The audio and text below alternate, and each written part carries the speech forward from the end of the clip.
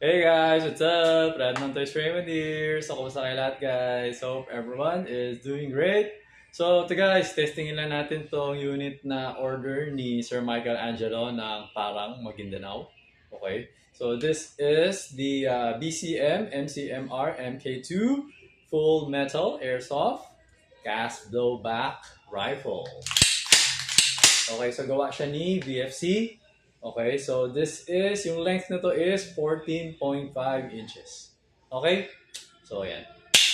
Alright? So, Sir Michelangelo, last two magazine na lang ang hindi ko pa natetesting tong dalawa. Okay? So, yung apat, or actually lima, na-testing na natin. So, ito guys, FPS test na naman. Basically, kasi pinaan siya sa akin ni Sir Michelangelo. Gusto daw niya is nasa 500 to 550. Sabi ko nga, actually gusto yata niya 560 kasi nga DMR. Sabi ko kasi minsan, kailangan din natin timplahin yung full auto na sight. Huwag din kasi sobrang lakas. Parang gano'n. So far, na-testing ko kanina, yung ibang mga magazine, pumapalo na siya ng 540, merong 545. So, tingnan natin dito sa dalawang mag. Okay? So, ang ating chrono, yan. 0-0 yan, guys. Okay. So, ito, may bala na. So, pasok natin. Okay, kasa natin. Right, so, firing. Wait, naka-semi. Okay, check. Good. Yeah. 551. Okay, so bababa naman yan. So, gamit natin na gas is yung number 12, no? 12 na gas. So, pas mataas pa yan if ever na 14 yung gagamitin nyo. Okay? Okay, so yan. Second shot is 539. So, di ba? Bumababa siya. Okay. Tapos, 534. Okay. Nakikita nyo naman yung, yung blowback, no? Malakas, no? Kasi nga, pag yung mga VFC kasi talaga malakas blowback kasi made of steel yung niya. Yung, bolt carrier group.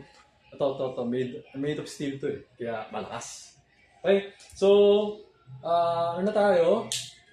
Ano tayo? Full auto na. So, switching to full auto mode. So, burst mode. Okay, burst mode muna tayo. Okay. Okay. Alright. Yan.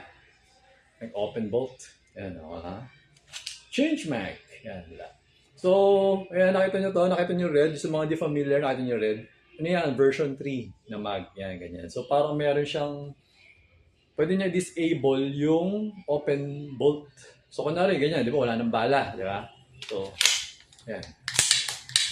Ayaw, di ba? Kasi nga, ano siya? Naka-enable yung open bolt. So, gagawin natin, i-disable natin. So, may switch. Ganyan natin, yan. Disable ko na. Okay, yan. Karang walang bala. Pasok natin. Yan. Okay, so parang ano siya, kahit paano pwede ka parang mag-dry fire. Yan. Teka lang. Switch natin, semi-auto yan, dry fire. Gets? Okay. So, next magazine. Isang magazine ulit. Okay. So, yung kanina, di ba, 523. Alright. So, tutuloy lang natin. Kasa natin. Okay, check. Game, firing. 538. Okay.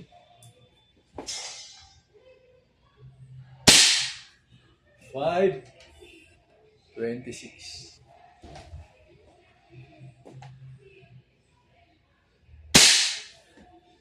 515. Alam mo, kahit mas magaan to. Actually, mas magaan to eh. Kaysa dun sa Colt URGI. Diba natin meron tayo yung review. Mas magaan to, pero dahil sa medyo mahaba siya, mabigat pa rin siya.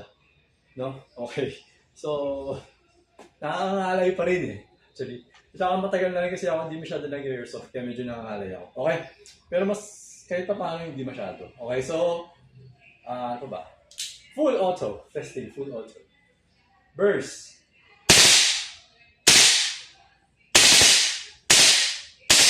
Humihina na kasi parang wala nang gas. So, sakto. Ayan, maabot. Nag-open bolt pa. Okay? Ayan. So, remove the magazine. Wala na siyang bala. Okay, so, ako, yun nga, makikinig sa testing ko, hindi ko, di ba, to. So, normally kasi, syempre, pag babalik mo, pwede makampasin yan. Marami mo nakikita mo dun sa yung mga movies, yung maglolo, pwede yun, pwede gawin kasi syempre, toong laban yun, yung nakabagbari lang ako. So, kailangan mabilis. Eh ako naman kasi nagte-testing lang ako. So, hindi ko kailangan gawin niya. Alam ko naman, gagana yan eh. Okay? Kasi nga, nag-o-open eh.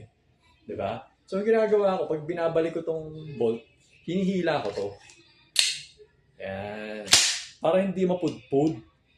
Iniingatan natin. Okay? So, for example, kayo, meron kayong ganito. Kaya, Sir Michelangelo, pag ginagamit mo to, ikaw, diskartehan mo. So, pag hindi naman kailangan na, hilain mo na lang. Para hindi mapudpud yung bolt catch.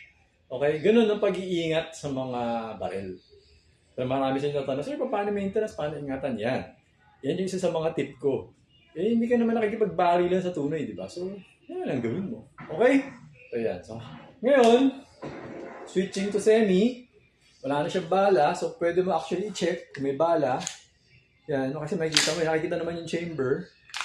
Yung safety yan. Safety. Always remember to keep your trigger finger out. Safety check. Yan. Kung may bala ba. Okay. Para tayong John Wick, di ba?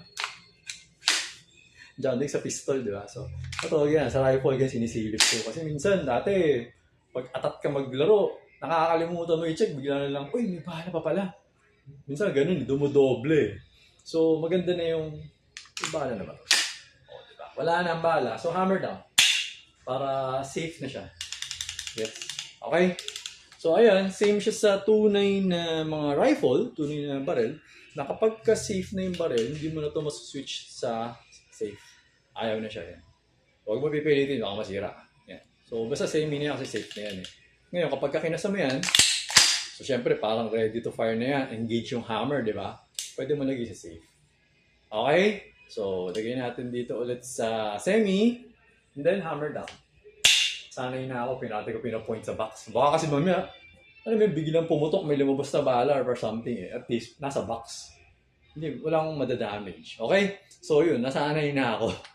Okay. So, ayun, Sir Michael, okay na tong unit mo. Pwede ko na siya ipa kasama ng 6 na extra mag. Okay?